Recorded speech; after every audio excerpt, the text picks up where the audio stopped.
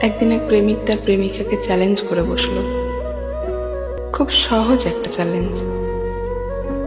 তুমি যদি আমাকে সত্যিই ভালোবাসো তাহলে তুমি আমার সাথে একটা সম্পূর্ণ দিন কোনো রকম যোগাযোগ করবে না।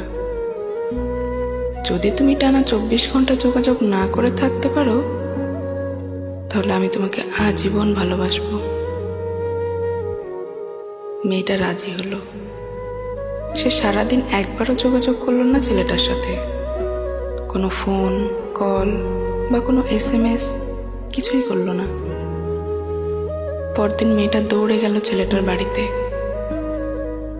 মেয়েটা জানতো না যে ছেলেটার ক্যান্সার ছিল